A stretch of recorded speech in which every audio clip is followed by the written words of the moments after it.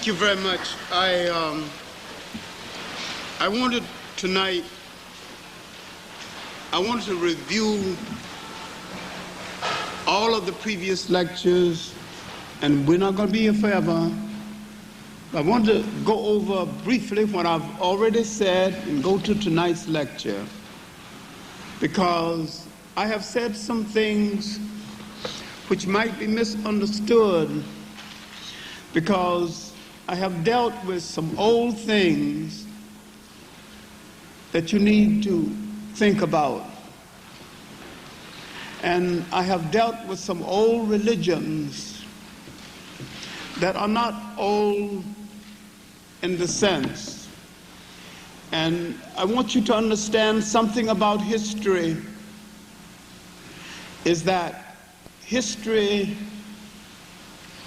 is not as old as you think, because all history is a current event. And every current event is a part of history. And I have dealt with old religions, but what I have dealt with is religions that came before man called them religions. I have dealt with great river civilizations and early man's spirituality, because what you have today that you call religions are carbon copies of original spirituality. And I have dealt with the original copy, where your carbon copies came from.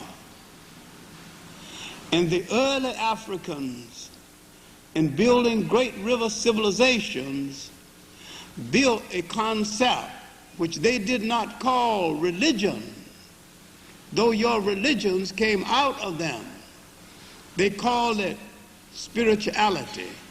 And what they created was a concept of a force of the universe that was much larger than denominations, much larger than the one-dimensional things that eventually man called religions. I had gone beyond the narrow concepts that we live under right now. And it is difficult for you to understand that that age was man's highest spiritual and moral age. And that in seizing upon this age, mostly by foreigners who did not understand the original African creation, the spirituality of man regressed and did not leap forward, but regressed. They organized it into pockets and gave it names. But before the African gave it a name, but practiced it as a great force of the universe, it was then when it had its greatest value. And foreigners picked out of it little pieces and departmentalized it into religious pockets and started war between one pocket and another, then broke the pockets down into something called denominations, then started war between one denomination and the other, and they did service to the spirituality that the Africans created in the great river civilization, starting with the Nile, continue with the Niger, the Volta, the Limpopo, in the Zimbabwe, in the Congo. The Africans created a great spiritual force of the universe. And all of this is misinterpreted so tragically in the TV series The Africans by Ali Mazrui, who's running one of the most unique con games for Islam since the Prophet Muhammad. He's running a better con game for Islam than the Europeans ran for Christianity.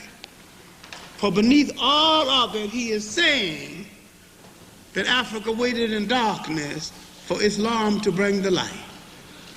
He's giving you a few good things in order to slip in his game.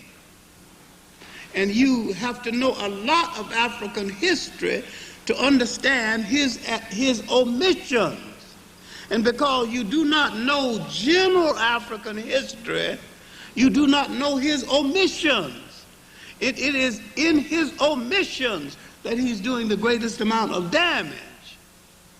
And you have the illusion that you are getting African history. Because he'll say a few good things that you will agree with and feel good about. Then he'll slip in the damaging things that you won't know how to deal with. And because you do not understand how games are played in our time, you won't examine who's financing it and ask some questions. Why would the Annenberg Trust finance a series narrated by a half Arab? Why haven't we asked some questions?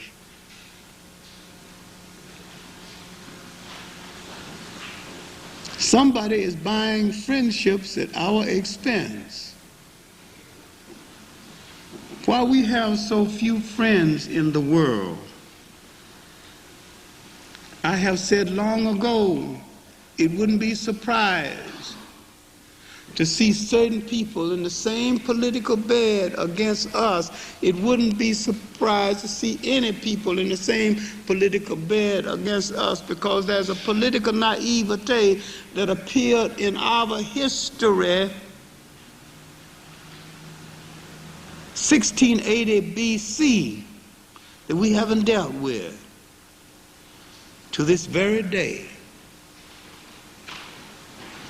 And every time people unite against us, we haven't been able to deal with it because we assume that this kind of thing won't happen to us because decent people don't do this kind of thing, and we don't know, we can't separate what is and what is not in this regard. Now let us look at what has gone on before what I have said and why I have said these things.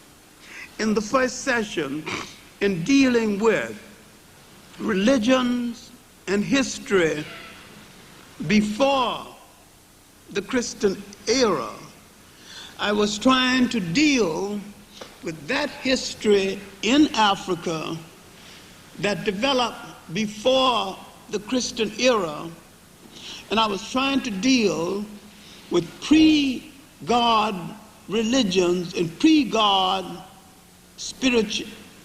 When I say pre-God religions, I am not talking about an age of godlessness, and I'm not talking about an age of sinfulness and an age of degradation. This was one of the greatest ages of spirituality known in the history of the world. It was probably one of the highest moral ages known to man. And man did not use the word God at all. And I'm not talking about a godless age. I am talking about an age when man accepted a spiritual force of the universe so all-conclusive that it included everything. And man did not say only man has a soul. He said all living things has a soul, including the cockroach. And he wouldn't step on a cockroach because a cockroach has a soul. And he wouldn't cut down a tree without a ceremony because a tree has life and a tree has a soul. Western man began the stupid concept that only human beings have soul.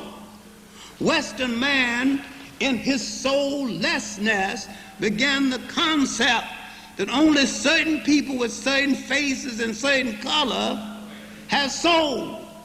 Western man is the only one that began to make a virtue out of a physical defect, the lack of color.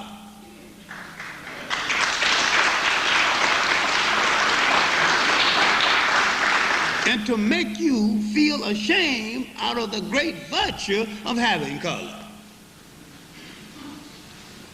And you do not understand to this day the envy that people have of you because you have color. You are the most beautiful people on camera or walking down the street that God ever created.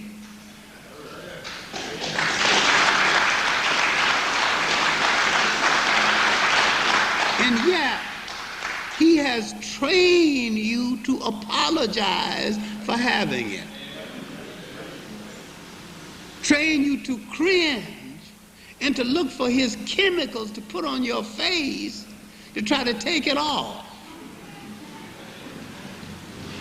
Now, 3,000 or 4,000 years before he wore a shoe or lived in a house that had a window, when you didn't have this nonsense in your mind, you hadn't come in contact with him at all, nor had you come in contact with the Asians when you had your own spirituality intact, when he hadn't interfered with your culture, or you, when you didn't know of his existence, you, meaning African people, had created a spirituality that said every living thing has a soul, including a tree, including a cockroach. And this form of spirituality included everything and included a law, the law of opposites, which to simplify it was the law of complementary, that you complemented everything, that if you had a female, you got to have a male or vice versa. And so you did not ever get into the stupidity of debating the equality of man and woman, because you couldn't have one without the other. And so Africans never would debate the equality of a man and a woman, because it is almost asking whether your mother was your equal. And how would you debate anything as stupid as that? Because if it wasn't for your mother, you wouldn't be here. How silly would such a debate be? So you never got into that. It was out of this kind of atmosphere of spirituality that the Africans created not only the matrilineal system where the lineage in the family came down to the female, but where he created the world's first female god. Whether Europeans didn't do it then, don't do it now. But the European had an argument from the beginning as to whether he could accept her, and made her a beast of burden from the beginning. But when the Africans, if he had any debate, it was not whether she was an equal, but whether she, the mother, the giver of life, the sustainer of life, would accept him, not whether he would accept her. And whether the most logical thing was to make her one of the first deities in human history. What I'm saying is that he laid the basis for basic humanity and the basic laws of the universe. And when I went to Africa in the rise of Christianity, I was not talking about Western Christianity. I separate Western Christianity from African Christianity altogether, because Western Christianity was and still is a European concoction and a misunderstanding of the elements that the European extracted from Africa to make his concept of Christianity. Because the European extracted from Africa concepts of Christianity which he never understood. And he created an imbalance in the Christian faith that still exists, because the Africans never had any inequality. Now let's go back to the visitors to Africa who did not understand the African concept. The Hebrews didn't understand what the Africans were saying then and don't understand it now. When they visited Africa and began to copy African folklore and began to personify that folklore as part of their story, they began to misunderstand that folklore. And when they, having dwelled in Africa, seeing African stories, began to read themselves into these stories. And when an African prince, Moses, got into difficulty with the royal family, having assaulted the Pharaoh's messenger, got into some difficulty, took up with them, then said to them, if you obey my God, I'll be your leader.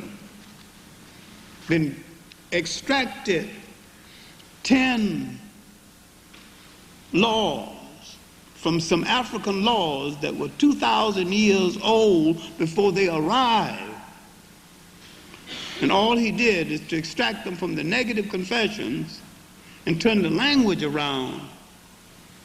He could palm these laws off on them, but he could never palm these off on the Africans, because the Africans had them all along. The negative confessions were old in Africa. These were the confessions from the school, from the mystery school and the Great Lodge at Luxor. After you finish your training, you stand before your masters and recite these confessions.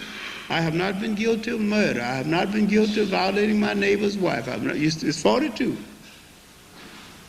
And all Moses just extract 10 and give it to them, and they thought he was giving us a law. He was giving them something. If he took 10 commandments, brought 10 from the hill, then he took 10 up there with him, because they were in existence all along. It might have been one of the most unique spiritual con games of history. But now, he could never have sold these laws to Africans because the Africans had them all along. And they publicized to the world that they gave the word monotheism. But then some people said, Akhenaten gave the word monotheism. Neither Akhenaten or the Jews gave the word monotheism. The African had a concept of an all-conclusive God all along. But they didn't call it God. They call it a spiritual force of the universe that looked over everybody and all living things. So Moses could sell this idea to foreigners, the Hebrews. He could never sell this to Africans because the Africans knew better, and they had a concept of God much higher than the oneness, because their God was larger in contact, and their spirituality was larger. And these golden calf worshippers could buy this, but the African wouldn't buy it in any case. And they would copy African folklore and make out of it a religion.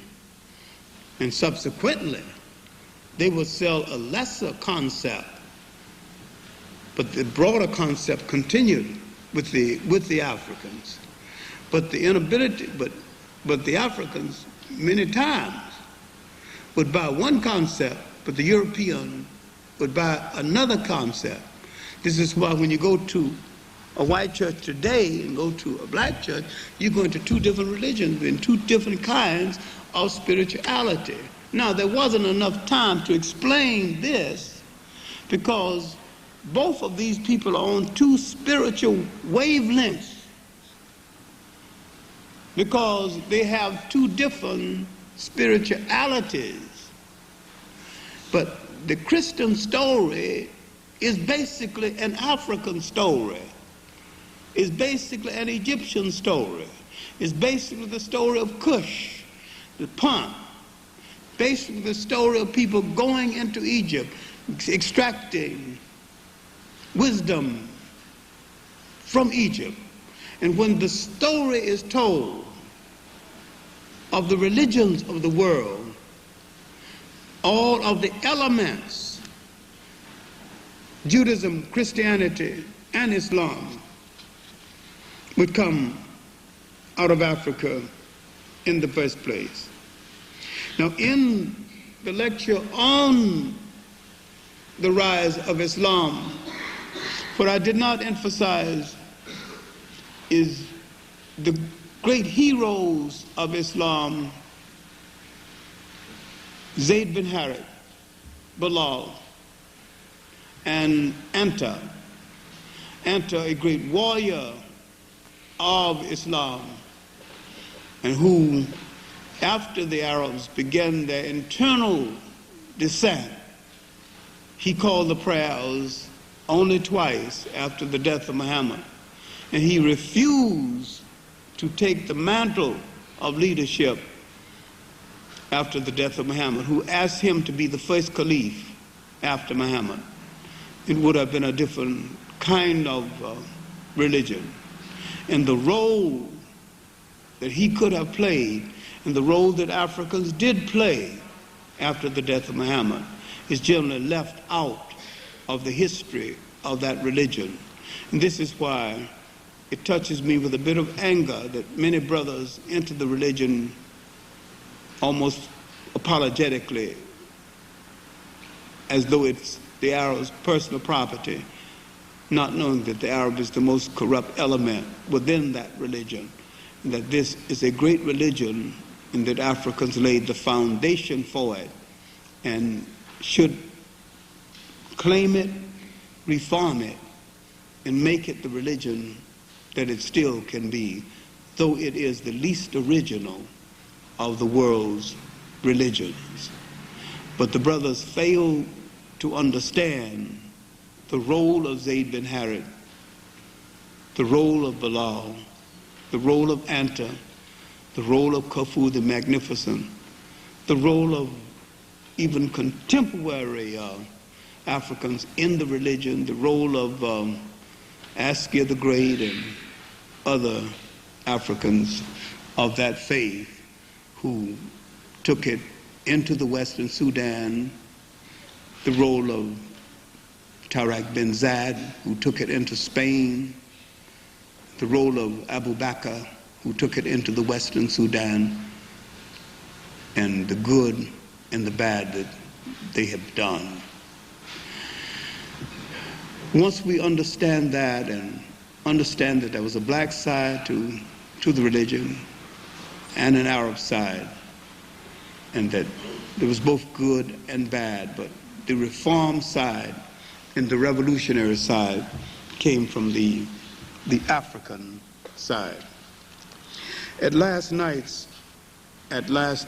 last lecture, we were dealing with the empire of Mali, empire of Ghana.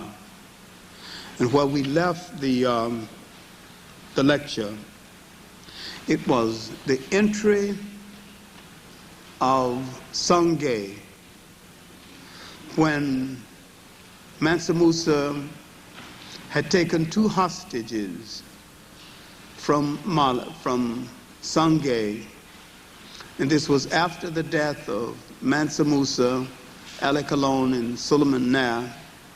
Principally Ali Colon had discovered that the Mali Empire was weak, and that having grown weak, he rode close to his country and got across the news that it was time for his country to free itself from the domination of Mali. And when he rode across, he was proclaimed liberator, which means Soni, the liberator. And this, the emergence of the first Soni Ali the first. This is 1335. Now we are looking at Songhai, the last of the great African empires. And this empire would eventually consist of all of the land area that used to be Ghana, used to be Mali, and it would be eventually larger than the continental limits of the United States. But let us look at Mali's last days, called the Melestine. In its last days, after the death of the great Mansa Musa, who went on his famous journey to Mecca and Medina, taken from 60 to 100,000 people, even 50 royal hairdressers, and he only had his favorite wives. He is dead now. This is after 1335. We are dealing with the years between 1335 and the rise of the second Soni Ali, but we're dealing with Mali's last years. A famous traveler comes to Mali in the 1350s. His name is Ibn Battuta. He has traveled over most of the world of that day. He has been in China. He has been in India. He is a Tunisian. He did not want to go down into what he called the Balad as-Sudan, or the land of the blacks. He is a devout Muslim, and he is pro-Muslim. He He has no particular interest in going into the land of the blacks. This is what he calls it. But once he is there, he is interested in to what extent they are good Muslims. And he sees the women having freedom that women are not allowed to have in North Africa. And he sees women going around with no veils. And he wanted to know whether they are good Muslims. And he's told they're good Muslims, as good as any. And he wanted to know why they have so much freedom. And he's told that here a woman can be a good Muslim and be boss of the marketplace all at the same time. Then he asked the kings, there's a woman down there arguing right under your window. And he said, that's my sister, and she's arguing with one of her workers. He's supposed to, she gave him something to do, anyway, he's been selling something, and he's got the returns from the sales, and she's of the opinion that she's been cheated. And that's what the argument is about. And so he's beginning to learn that women in this part of Africa exercise a sense of freedom. And this was the beginning. He did not discover this until later, of a market women's society in West Africa that exists to this very day, the Sandy Society. And this Sandy Society among market women in West Africa is a court in itself. And it is so strong that these women can put you on trial and punish you, and you never know how it was done or who did it. And right now, and some of them are millionaires right now, and they are Muslim. They wear no veil, and they control the marketplace. They control imports and exports and funds, fabulous funds. And they don't have to bow and scrape, and they hire men and sell them and dismiss them at will. And they got no movement because they were born liberated. And that's not anything that they argue about. I'm saying that this existed in the 1300s. And to some extent, it still exists. Now, why do you have this in West Africa and don't have it in East Africa? Because West Africa was Islamized by Islamized blacks, and East Africa was Islamized by Arabs. There's a world of difference. The blacks who Islamized West Africa knew what customs not to tamper with. The Arabs didn't know then, don't know now.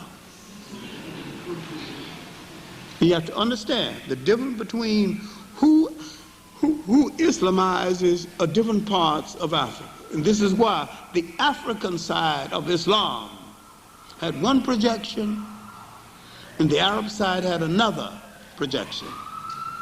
The male chauvinism of the Arabs didn't reach as far, didn't touch West Africa quite the same way it touched East Africa.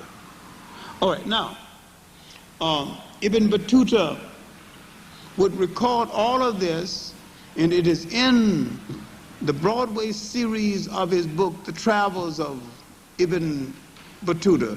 It can be found in other works because Italian kings, anxious to know something about inner West Africa, commissioned books to be written about inner West Africa. One was a king named Raja, who commissioned an Arab named Il-Fazan to write a book, and this book is called the Book of Raja.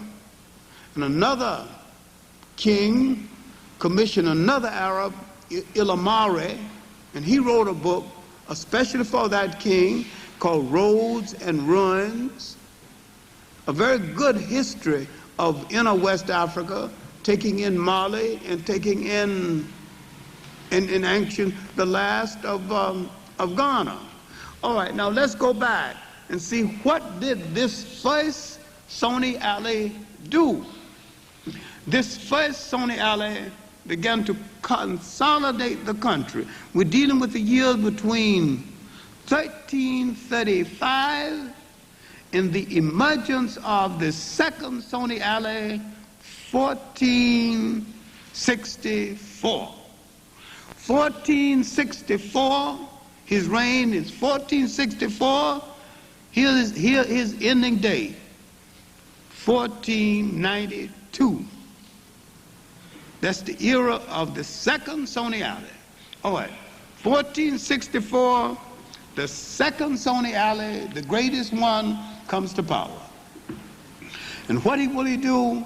He would first free the city of Timbuktu of a bunch of marauders, thieves, fine warriors, still troublemakers in West Africa, called Tuaregs.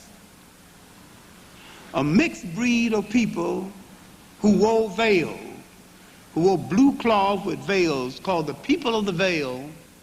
Here's why the men wore the veil, not the women, called Tuaregs.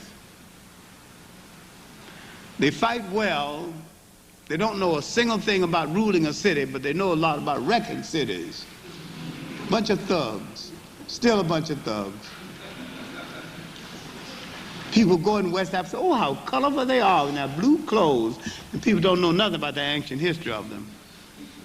Never done anything right, but tear things down, but never know how to put anything together.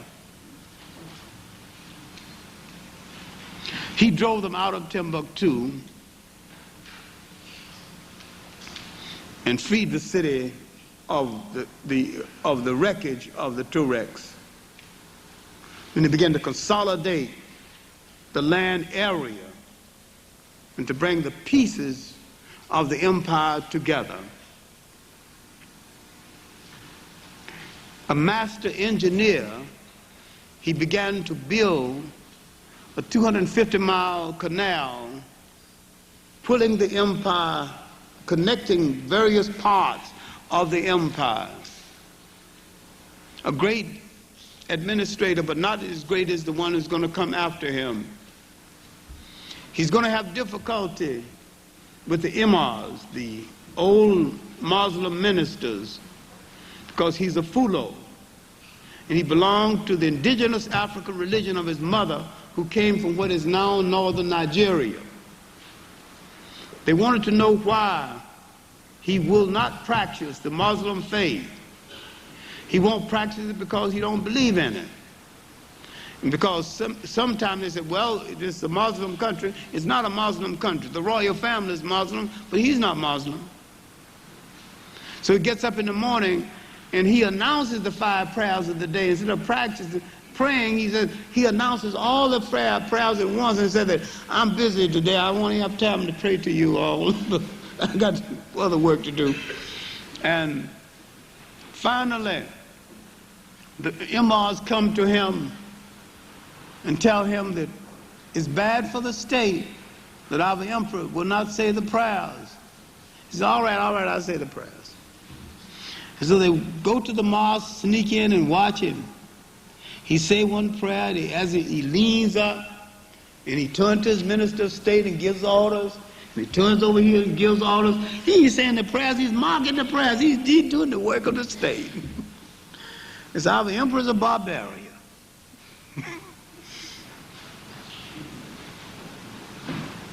Then when they get on him again, he exiled them to the desert. Get out of here, you're interfering with the state. Then the imams turned to a devout Muslim, Muhammad Ituri, a commoner, the only one who can control the ferocious temper of Songhai Ali. So he calms him down and sends the imams out into the desert. So you go out in the desert and change clothes or horses and come on back and He's so busy he won't even notice. He don't know one from another anyway. And that's what they do. That calms him down. He finally, when they aggravate him again, he says, "Somebody go out there and kill him." You know. So they're not killed. He's busy. He's building his famous canal from Walata to all the way to Timbuktu, and he's building 150 miles. And then he stops to fight a minor war in the south with the Musi people who used to control ancient Ghana.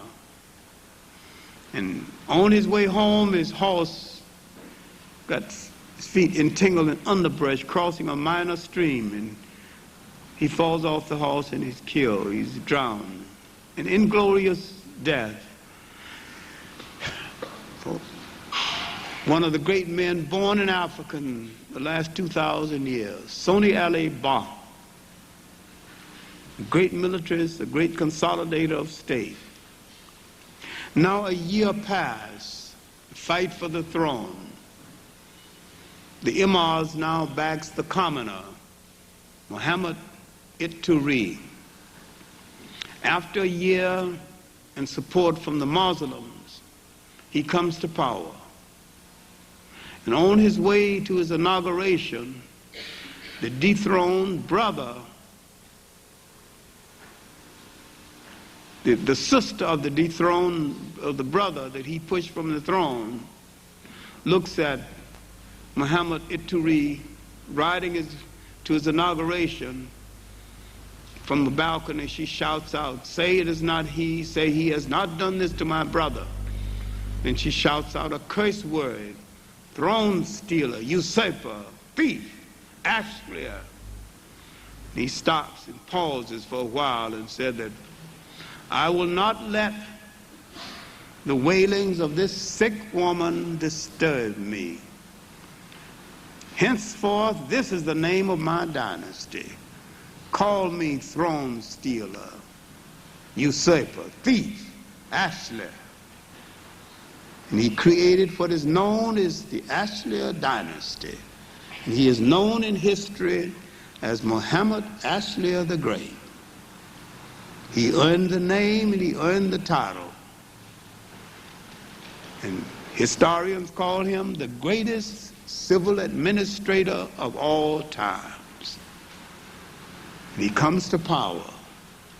He consolidates all the land area of the country. It is so large that it takes you 6 months to ride over the kingdom. He is a great administrator. Now this is worth emphasizing, because if you can't administer a country, there's no point of having it. He has been prime minister and head of the army for 30 years, so he knows administration.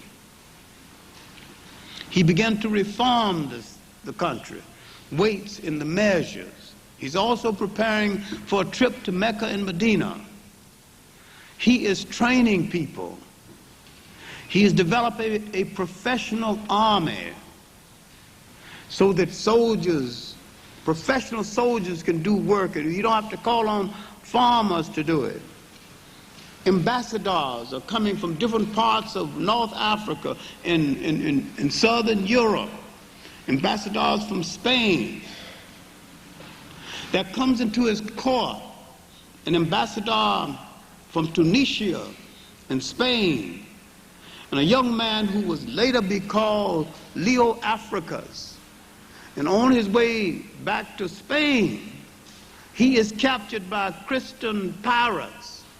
Remember, in the Mediterranean, Christians were capturing Arabs and Arabs were capturing Christians. And he was captured by Christian pirates, and he was so intelligent, they gave him as a present to Pope Leo. And that's why he got the name Leo's African. Leo's African.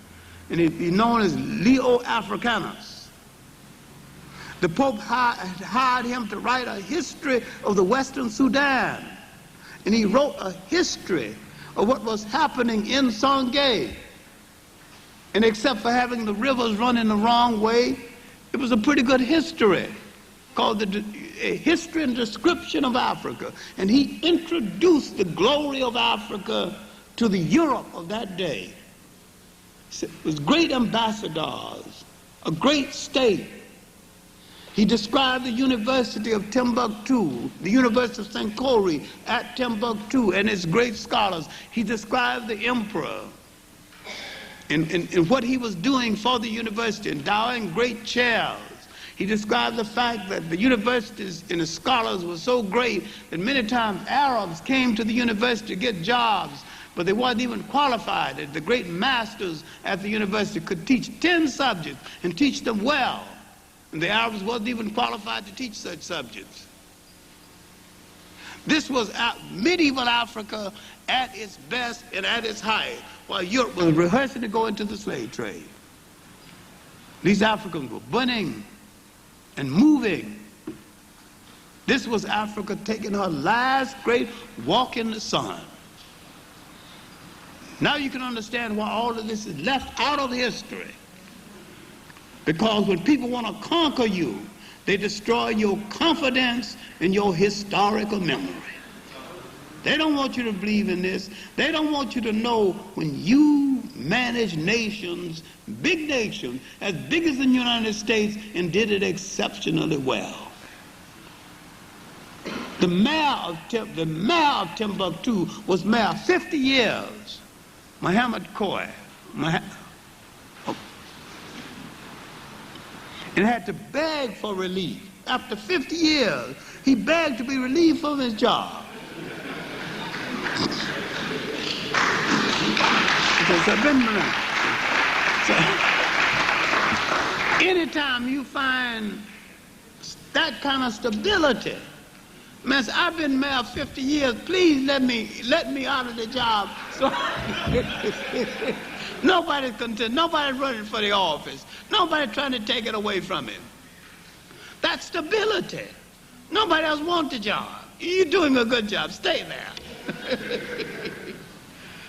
That was Timbuktu. That was Songhai at its greatest. Now, he would go on a trip to Mecca and Medina. He would not take 100,000 people like Mansa Musa, just 10,000. And only people who could learn from the trip, mayors of cities. He would study taxation. He would study administration. Then he would hold classes. What did you learn? What did you learn about city administration? What did you learn when you passed through the city, when you passed through different people in their respective countries? He would be declared Grand Caliph of the Western Sudan when he would return.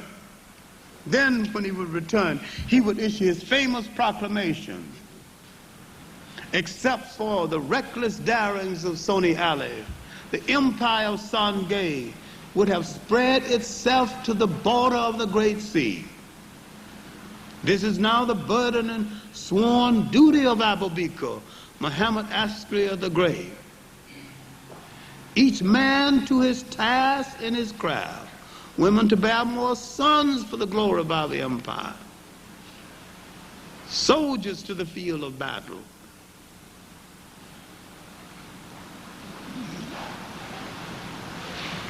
You see, in Jinnah and Timbuktu, he called the scholars together.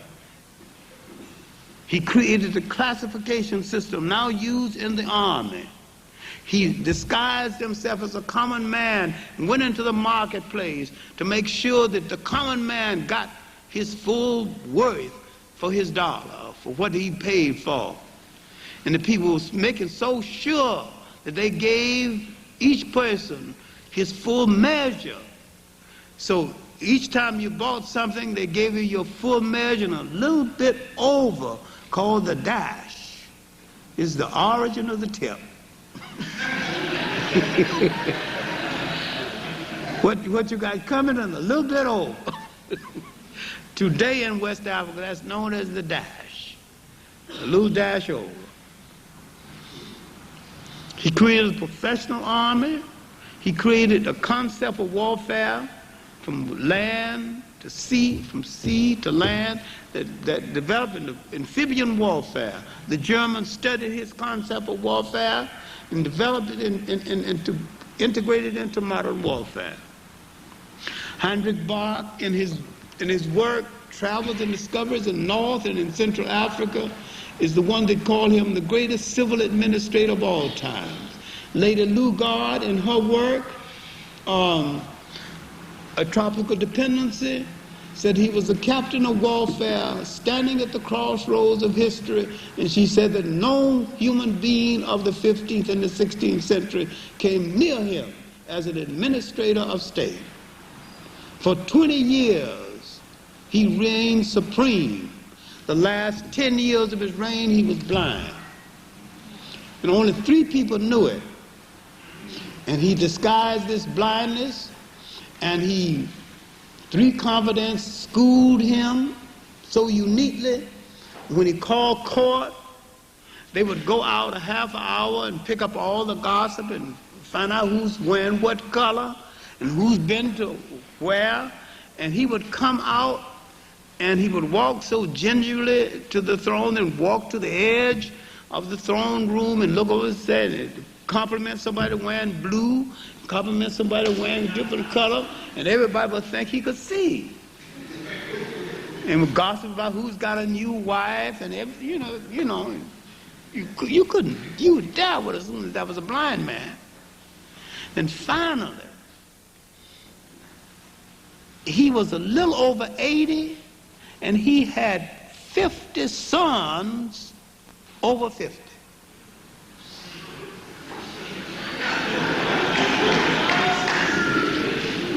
And they thought they would never come to power, so he was overthrown by one of the sons, and a cousin overthrew the son. Then he was on an island in the Niger, and then he sent for the weakest son he had. And that was a son, not from one of his strategic marriages, because every time he conquered a country, he would marry into the country, and they'll always begot a son. How he managed that, I don't know, but that he did. But he was riding through the old kingdom of Niana, and he saw a girl. This wasn't a strategic marriage. He just liked what he saw, she liked what she saw, and they got together. So this was the son from that marriage. He always called this child his love child. And this son was pampered and weakling and grew up near the palace. He wasn't trained to fight, and so that's the son he sent for. And the son wanted to know his father, why did you send for the least of your sons? Why'd you send for me? He said, I'll tell you what to do. He said, I'm weak, I don't know nothing, I don't know how to do nothing. He said, I'll tell you what to do. But while he was in Egypt, he studied taxation, and he made a decision. I will tax the conquered people no more than I tax the people of Songhai. And he had treated the colonies so well. It was the colonies of Songhai that came to his defense and liberated him and restored him to power. He came to power briefly and put the son on the throne. But the son just couldn't bring it off physically. He lasted only 3 years. And part of the folklore is that there was an old lady who was once one of his sweethearts in the early days, and she said that she refused to die until she see her emperor one more time. And when she saw him riding in splendor on his way back to the palace, she smiled and laid down and died right in the parade room. That was enough for her. That's the folklore. I don't know. Folklore don't have to be true.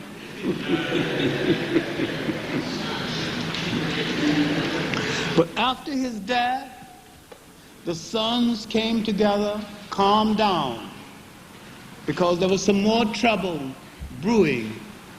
And that trouble was coming from North Africa. Now you're going to see one of the great tragedies in the history of Africa. Muslim turning on Muslim.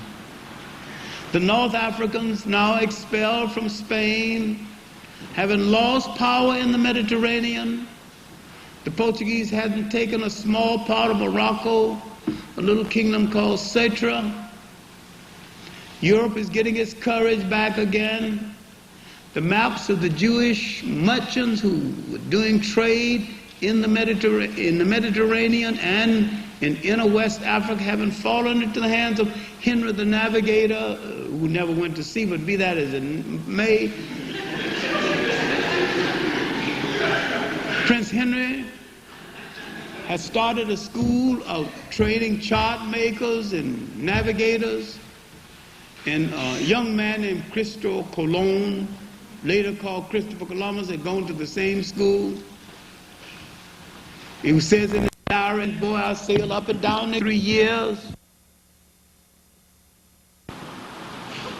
Europe is awakening now from its long sleep and its lethargy of the Middle Ages. It has come out of its long sleep, but it has come ridden by famines and plagues. It is people poor, land poor, and resource poor. It is hungry, it's looking for something. It has lost all of its sentimental attachment to itself. It has lost its sentimental attachment to the world. It never was Christian and is not even Christian now. It has no Christian sentiment. It has Christian form, but no Christian substance. Hasn't got it now. But it uses the framework to do its dirty work. Europe is getting ready. But Africa is unprepared to deal with that mentality then, unprepared to deal with it now.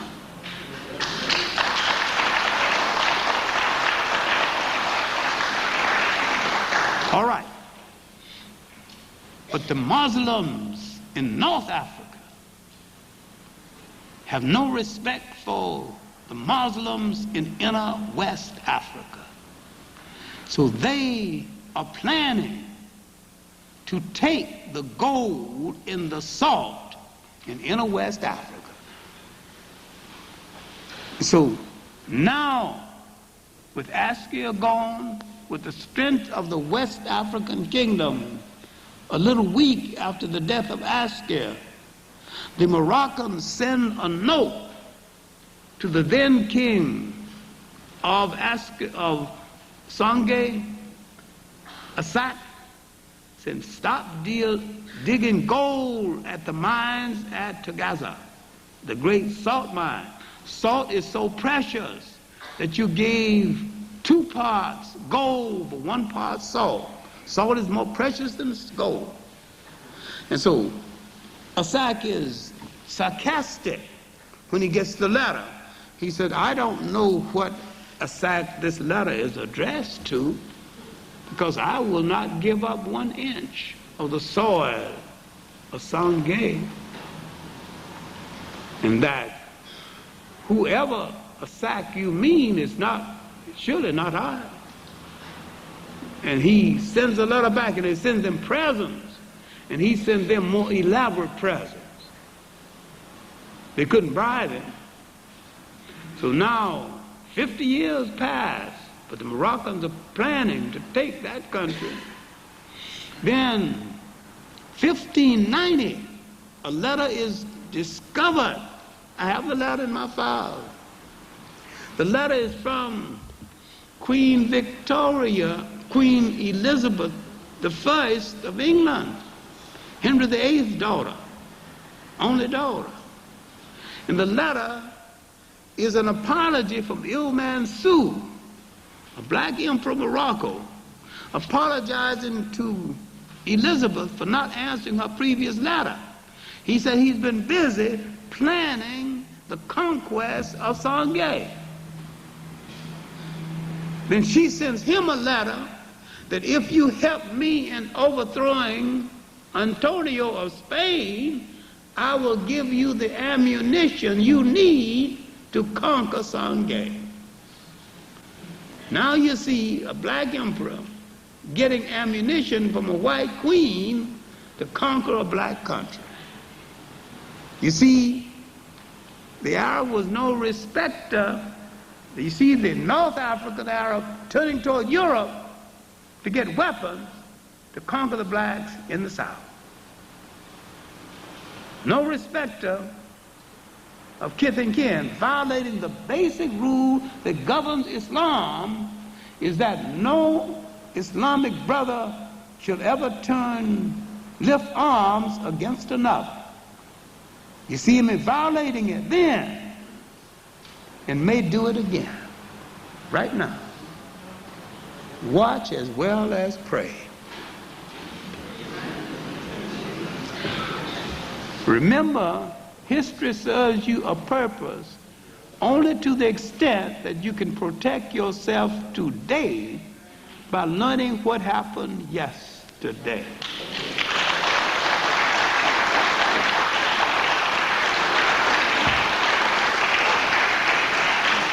Watch that North African now and what he may do. Watch what's happening in Chad. Listen but watch. Why is Gaddafi in Chad right now? Ask some questions. All right, now, things would go on. This is 1590. 1591, Il-Mansur finds a leader from Spain named Jetta to head the army, mostly European mercenaries. These European mercenaries handled the European guns of that day. Jetta, for some reason, which I can't explain, I don't know what this has to do with it, becomes a Muslim and permits himself to be emasculated. Why? What's that got to do with it? I don't know. Why he becomes a eunuch, I don't know. But he does. And he pledges loyalty to Il-Mansur. And he leads the army across the Sahara. When he leads the army across the Sahara, because a trader from the house of Songhai in Africa betrays in Africa. If you understand, if I say an African Benedict Arnold, you'll understand what I'm talking about. We produce those two. Angry because he's not promoted to some kind of royal business. And he lets them know that if an army could come across the Sahara in a zigzag way, it could hit a water hole every third day, and it could survive. Now, the Moroccans know how to get across that sand. And Jetta leads the army almost to the edge of Songhai, and the people in the desert gets home and tells the emperor, if you would just send somebody to cover up the water holes, maybe they could perish before they get to Songhai. No, he says, there's only 15,000 of them, and he sends 40,000 out there to stop them. That should be enough. But he hadn't figured on one thing. They've got firearms. Firearms that has never been seen in this part of the world. And the bravery of his soldiers, not enough. So they try a trick that it always worked. They would stampede great herds of cattle into the enemy's lines. Then they would move in and knock him off. They get the cows ready, right in front of the lines. It's a cloudy day and a clap of thunder. The dumb cows turn in the wrong direction. The moral of the story is, well,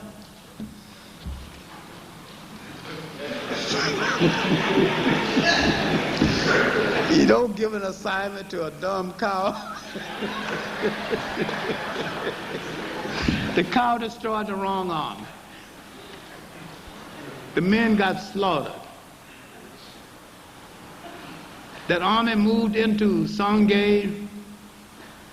And what did they destroy first? The people? No. People destroy first those things that make you feel good about yourself. The University of Songhai, the great temples, the great structures, the scholars,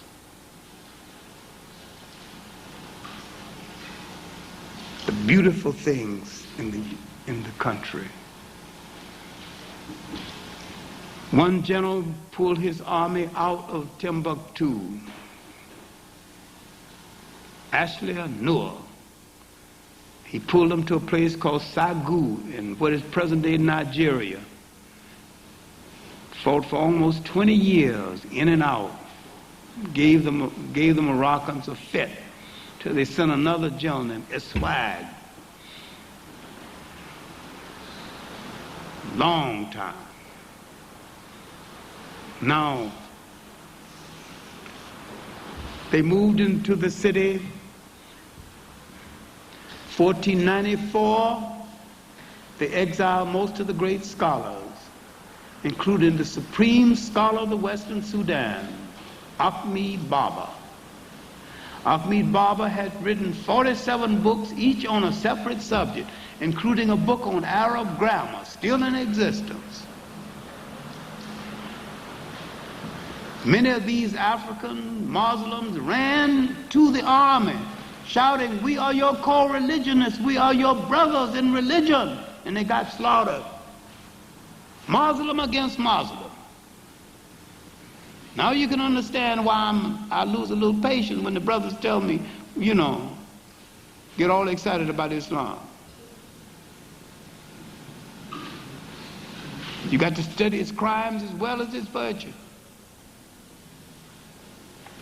Ahmed Baba did the same. Ahmed Baba had a personal library of 2,000 books, each on a separate subject. This is the greatest Muslim scholar of the late medieval world. His work has been solicited in Europe, all over North Africa. A lot of his books were lost in the expatriation across the desert. And when he arrived in Morocco, the students thought that the great scholar had at last come to lecture. They bowed before his horse or his camel. "Bless the wind that blew you here. Oh, great messenger, oh, great master, lend us of your wisdom.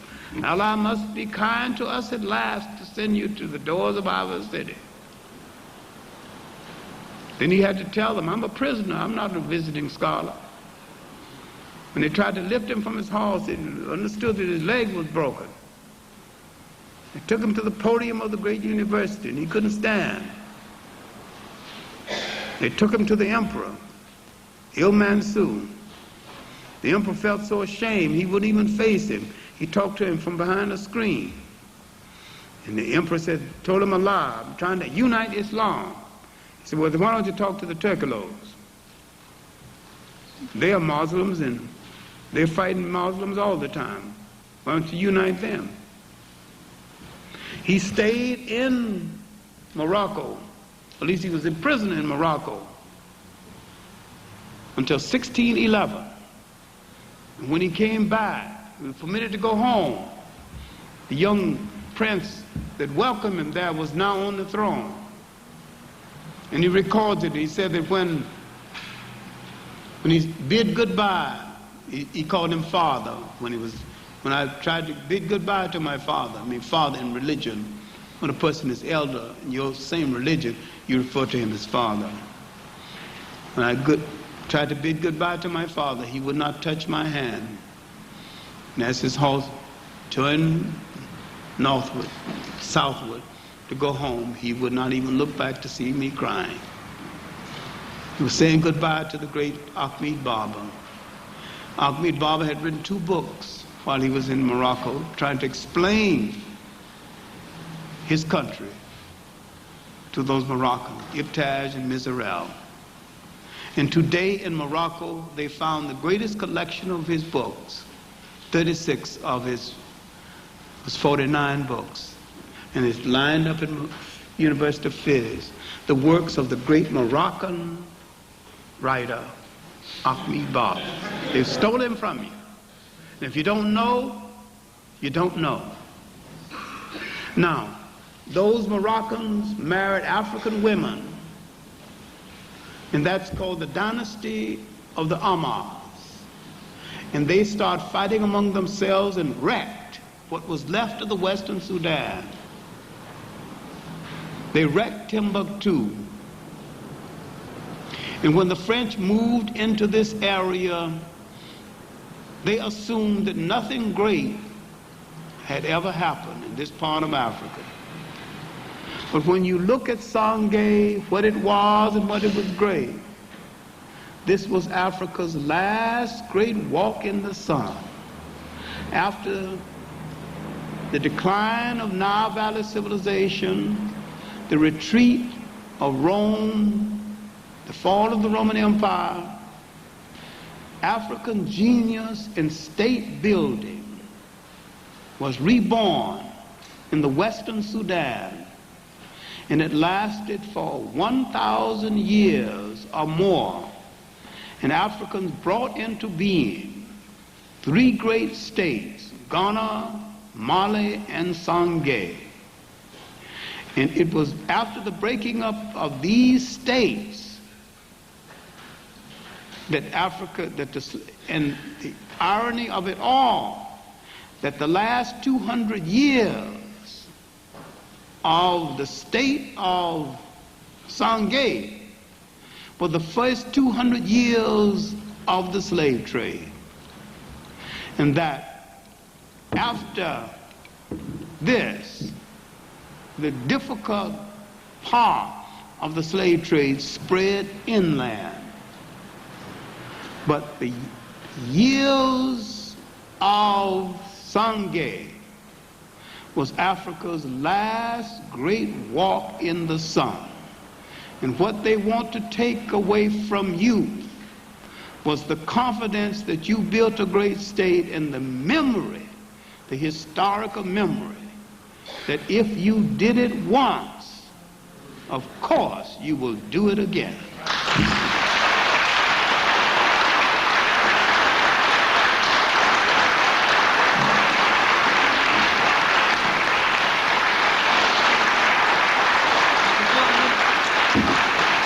Dr. John Henrik Clarke.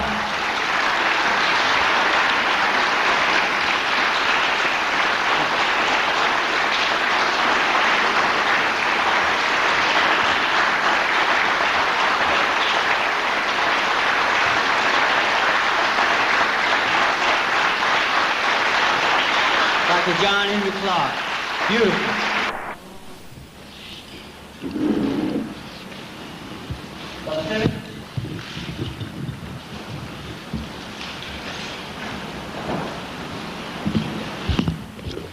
Brother Simmons, could you turn this mic?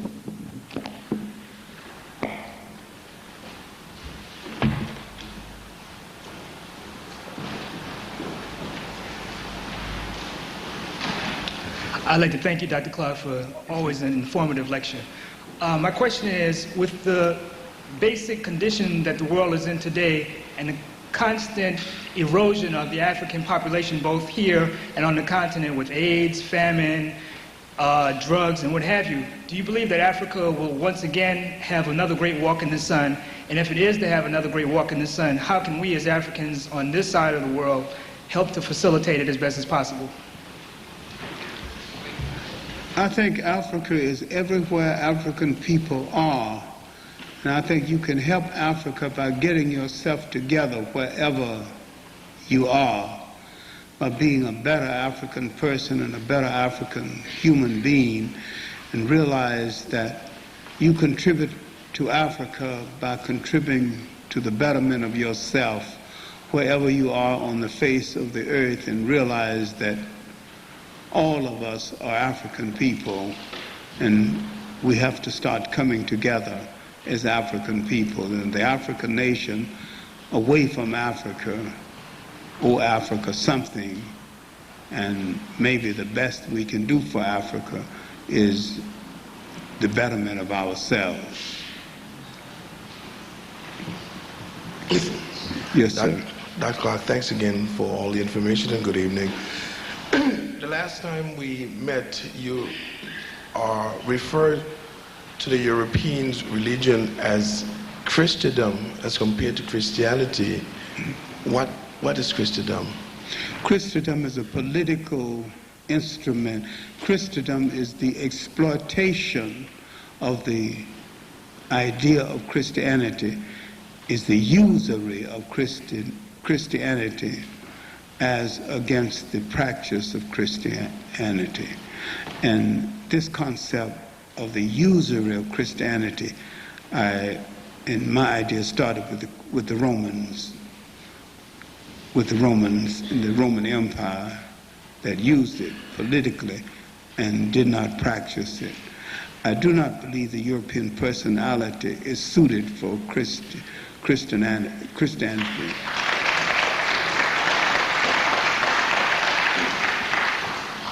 Peace and blessings be upon you, Dr. Clarke. Yeah. What I want to ask you was in regards to tribes in Africa that trace their ancestry to Israelite tribes.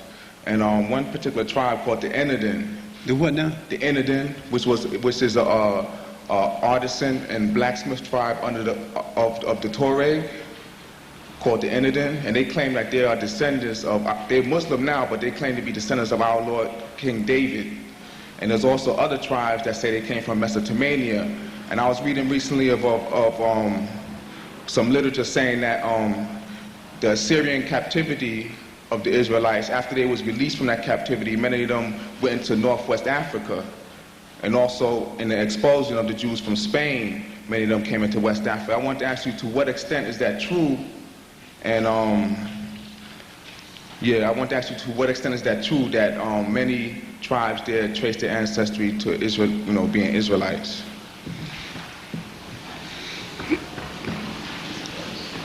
It is, to a great extent, it is true if you are willing to concede something which the present-day Jew is not willing to concede.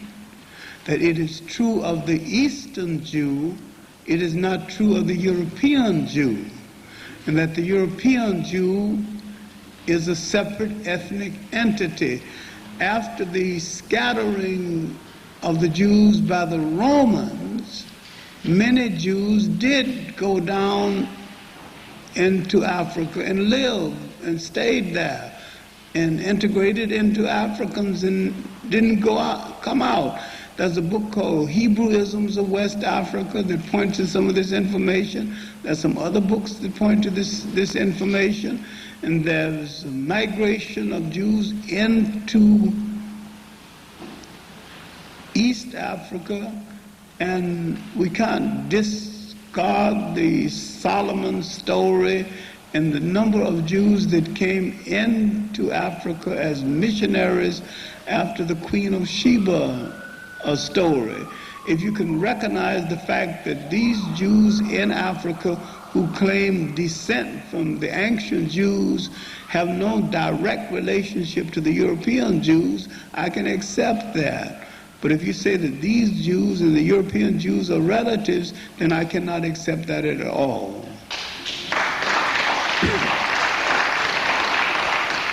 But you have to accept the difference between someone who belongs to the Hebrew faith and someone who's relatives of the European Jews.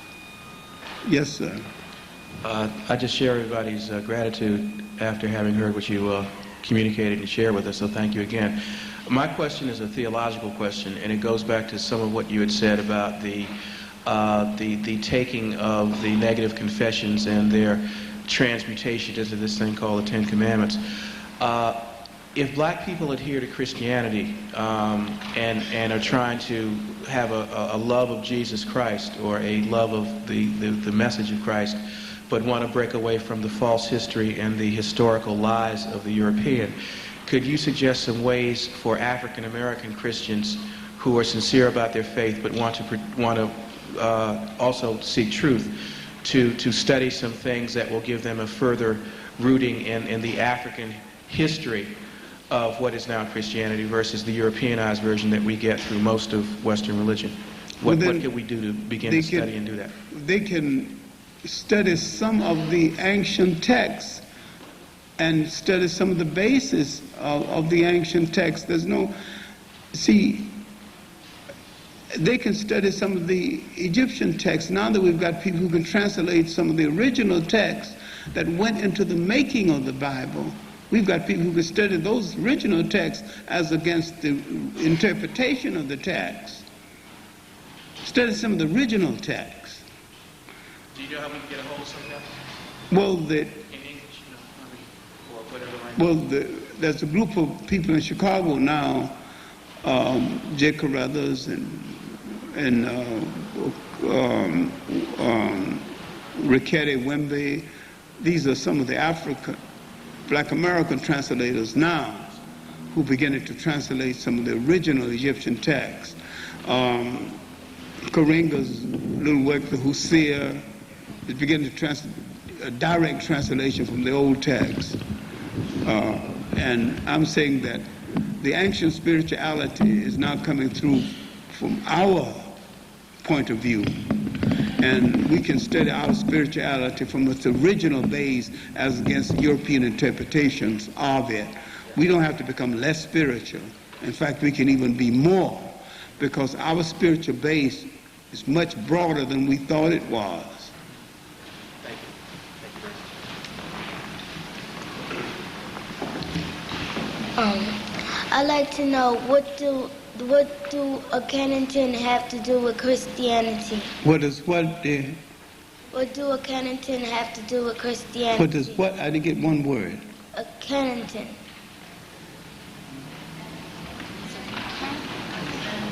I missed one word. Akhenaten. Oh, good. Akhenaten was a credit for giving the world the concept of the oneness of God. That's a misinterpretation of what Akhenaten did.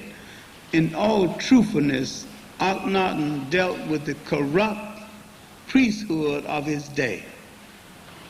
And Akhenaten told the world of that day, because the priests were corrupt and was telling people that you can't go to different places because you no longer have any protection.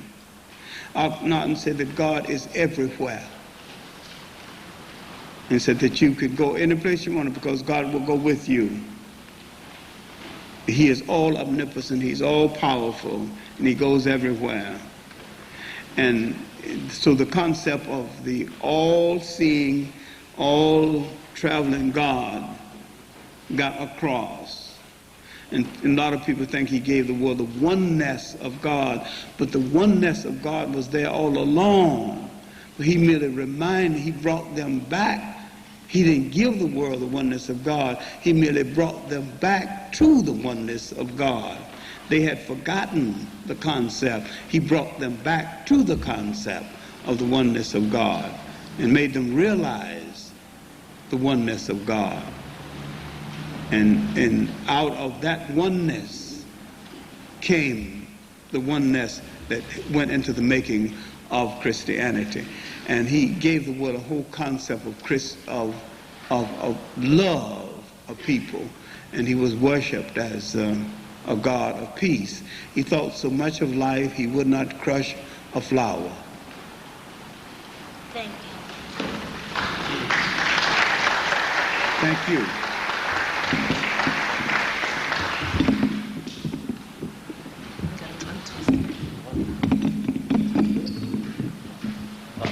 Thank you.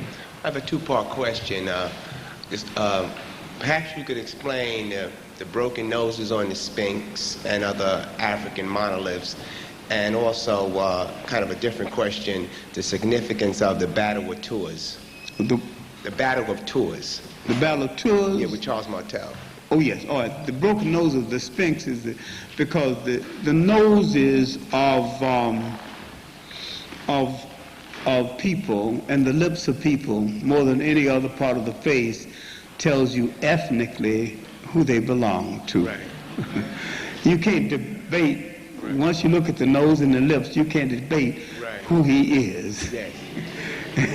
You know that's one of your children. Right.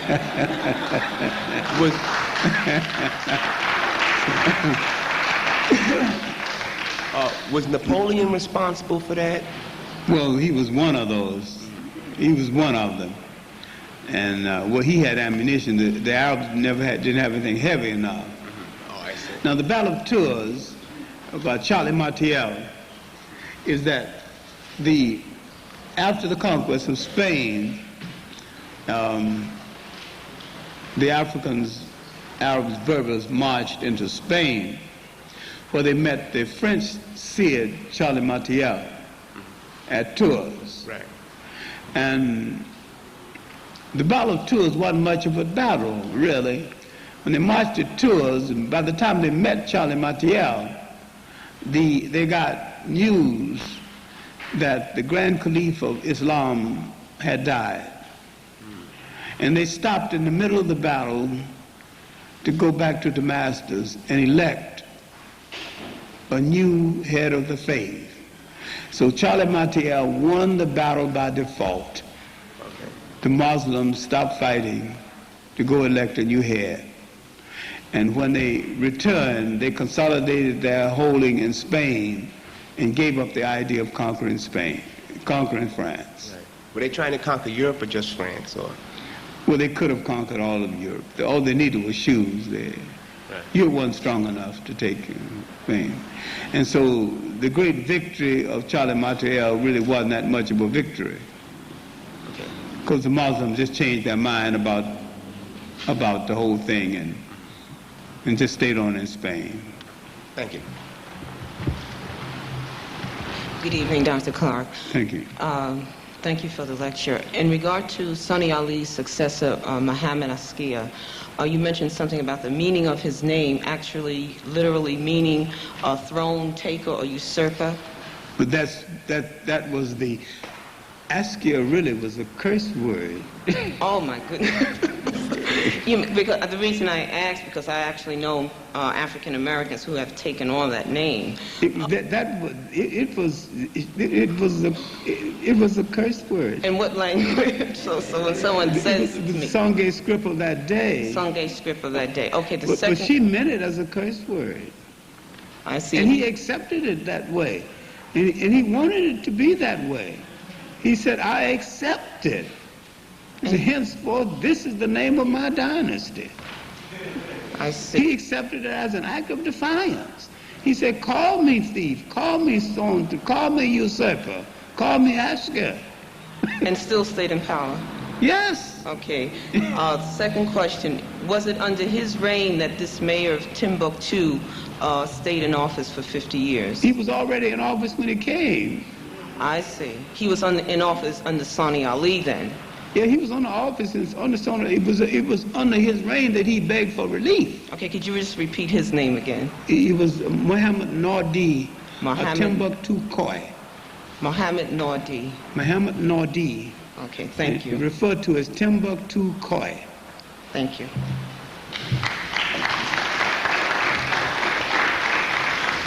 Good evening, Dr. Clarke. It's an honor for me to stand before you to ask a question.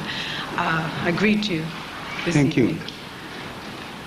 I'm particularly interested in a comment from you on the degradation, so to speak, today of traditional African religion. It is said that it is a lower religion because you're not dealing with celestial beings, but in fact with deities. We deify our ancestors, and therefore the idea of mediumship and religion, pouring of libation, is degraded even among our own people. I just would like you to clarify for me if that is in fact so, in your understanding.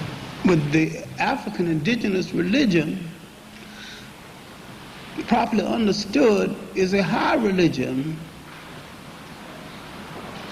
And the deification of the human being is a high thing to do, because African religion touches the totality of life itself. and it has a respect for totality of life, especially the family. And there's nothing lowly about it.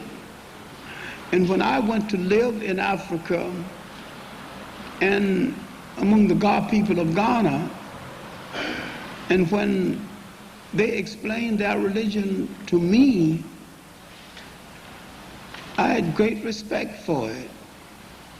And they are Methodists, but when they get serious, they go to their own African god who lives in a lagoon. Yes, in the rivers. In the river. And I respect that. Thank you. And I respect the fact that in that customs, when there was the first time there was a death in the family, and I asked how much the funeral cost, and the funeral didn't cost anything, and the widow was taken care of, and all those forces came together. And I saw the Social Security built into the culture. This is a civilization. Thank you. Thank you very much.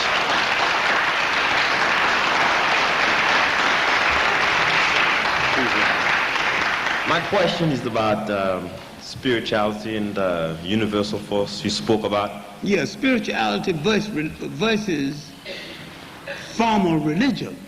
Mm-hmm. Well, actually, I feel as if, we have somewhat parted from spirituality, and we no longer know what it is. But you see, they knew, they didn't call it anything. They didn't departmentalize it, and they didn't build any churches around it. And God was everywhere, and if you wanted to contact God, you contacted the wind, because God was in the wind. Well, can you briefly describe how one can regain consciousness of the spirit? No, it was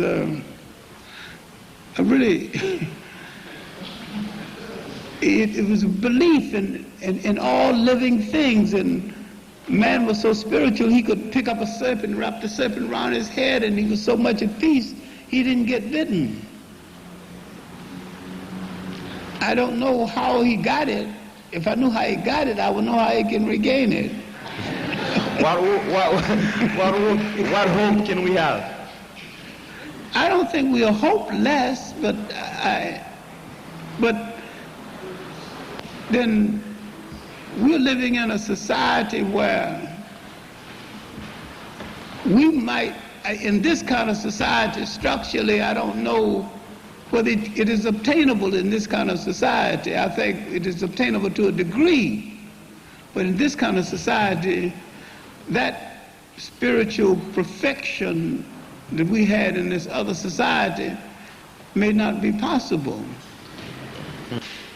You did say, knowing the facts and our history, that perhaps we would feel as we would regain our confidence and feel perhaps that if we did it once, we could do it again.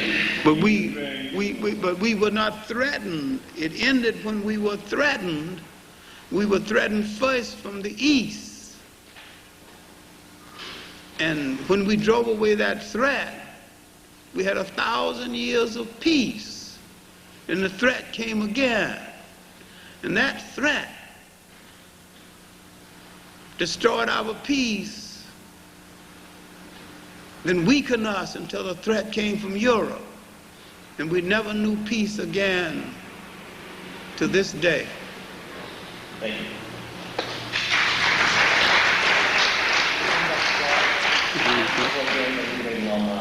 Thank you. My first question is, what is the significance and correlation between the defeat of the Moors in Spain in 1492? The what now? The defeat of the Moors in Spain. The defeat of the Moors. I hear you now. Go ahead. The importation of slaves to the island of Hispaniola the same year. And the second question is there any truth to the event of the Nicene Conference of Bishops in 324 AD? No, let's get the first question. The defeat of the Moors in Spain, and what? And the importation of slaves in the island of Hispaniola. Oh, yeah, good. All right. the defeat of the Moors in Spain, with the defeat of the Moors in Spain, the Spanish went on a revenge rampage. And a lot of the Africans in Spain and in the Mediterranean were enslaved, and this is why many of them, the first slaves in the New World, did not come from Africa. They came from Spain and the Mediterranean. Were they prisoners of war?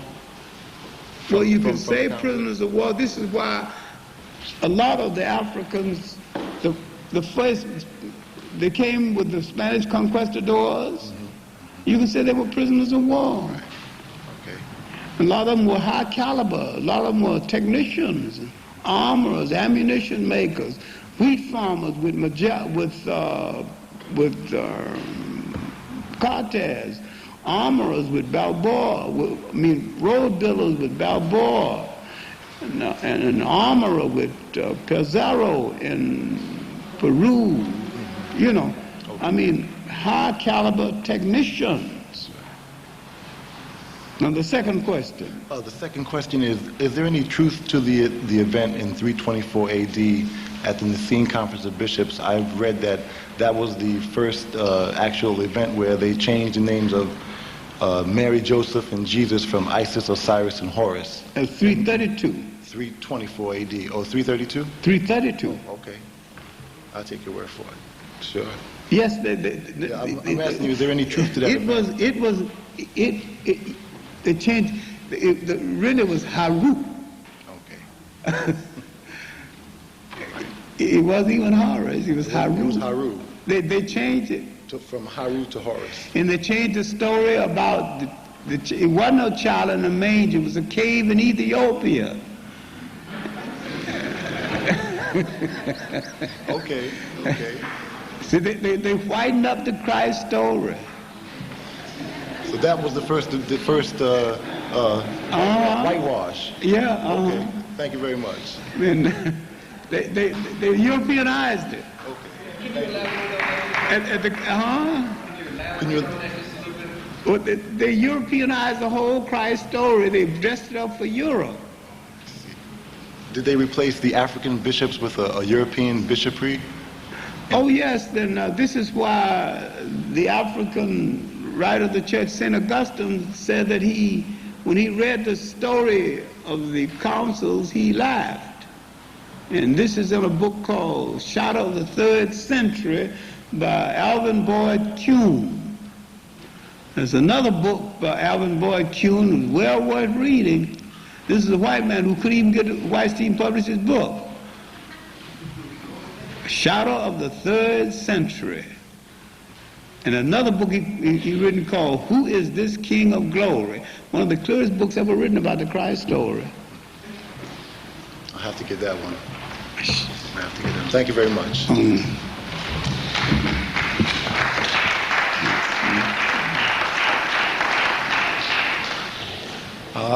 Like my previous brothers and sisters, I'd like to say thanks very much for your lecture.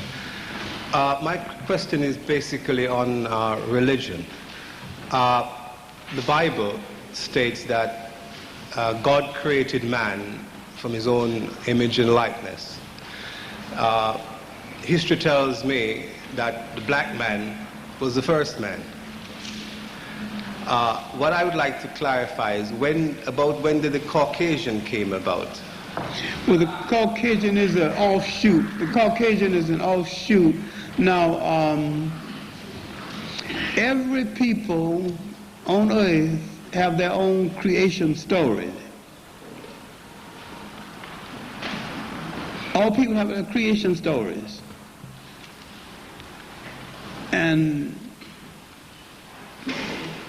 But it is a fact that the black man is the first man. That is a fact. That is a fact until you meet someone else who said that they are the first story. Until you meet somebody else. But it's a fact that he is, by all knowledge that we know, archaeologically and otherwise. Now the Adam and Eve story is Jewish folklore. Yes. So I'm just trying to deduce that if... It's interesting.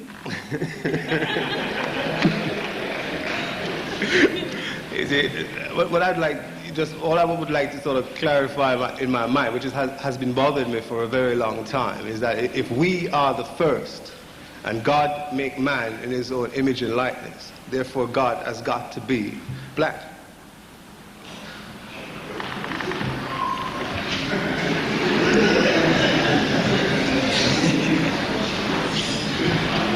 I don't know whether we want to deal with logic or anthropology or not. Okay. Logically, yes. Thank you, sir. If we want to deal with logic, the answer is yes. Thank you.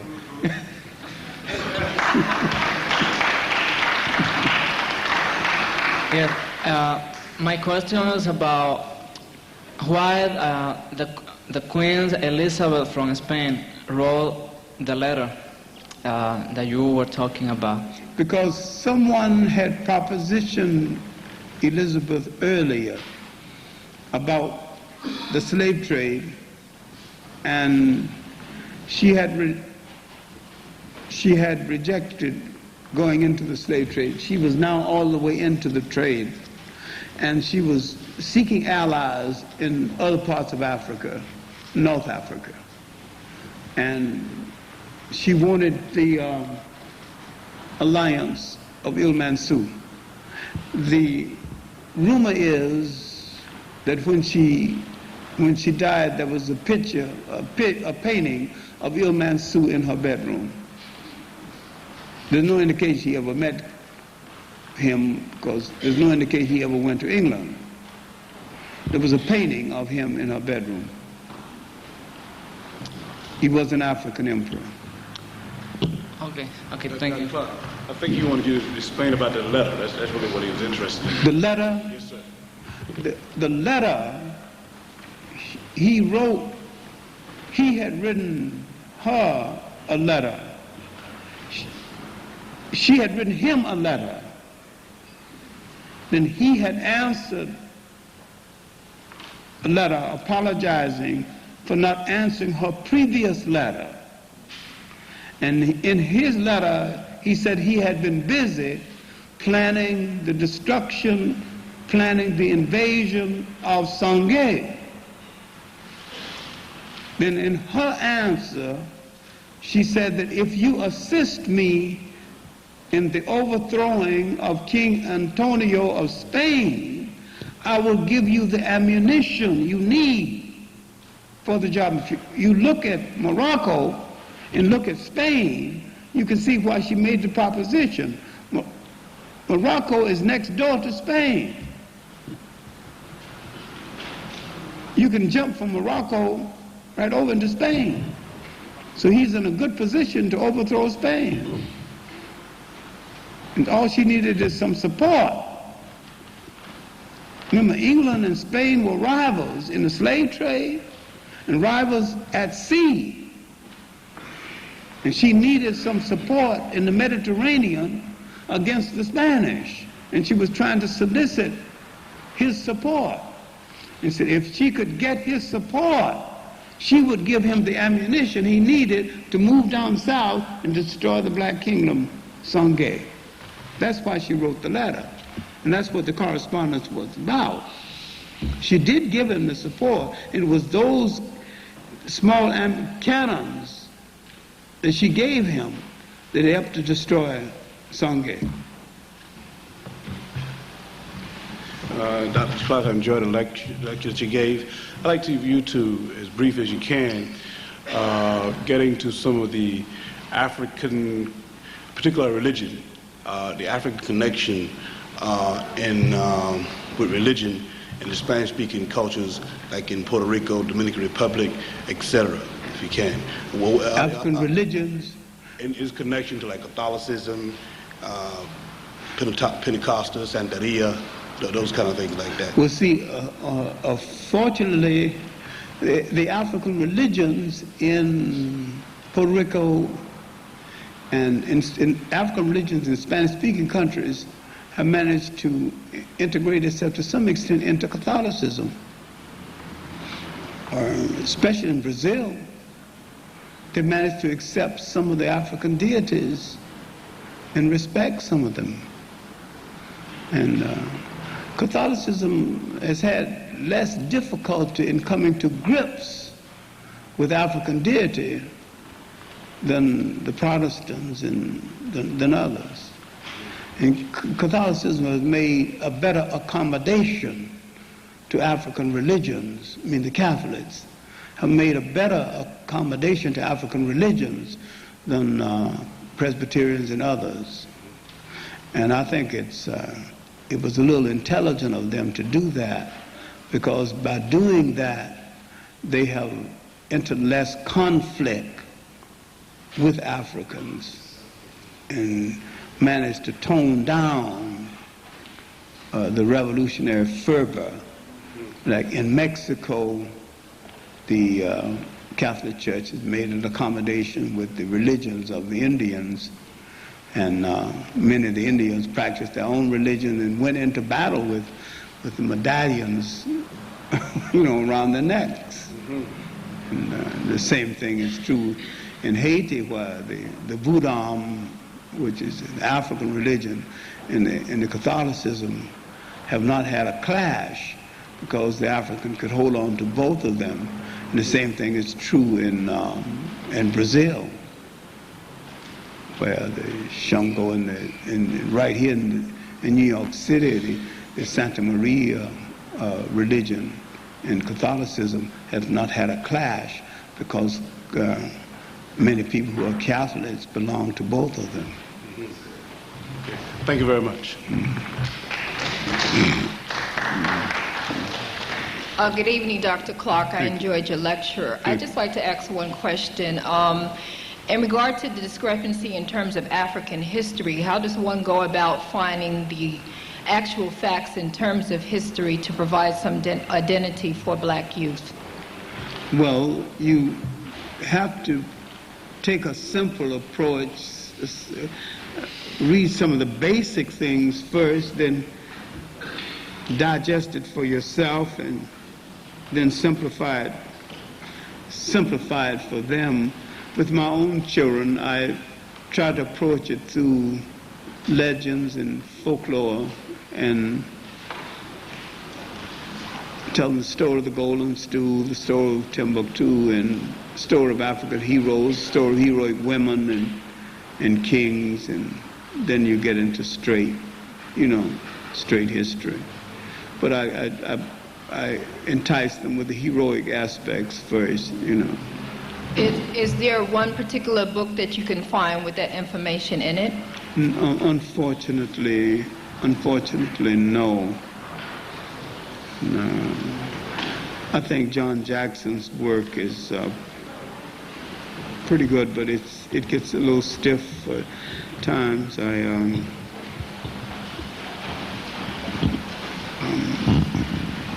I think J.C. DeGraff Johnson's African Glory is probably simplified, and it reads well. It's out again. It's in paperback. It's at the Liberation Bookstore, and I've done a new introduction to the book. The Black Classics Press have gotten it out again. Okay. Thank you very much. Okay.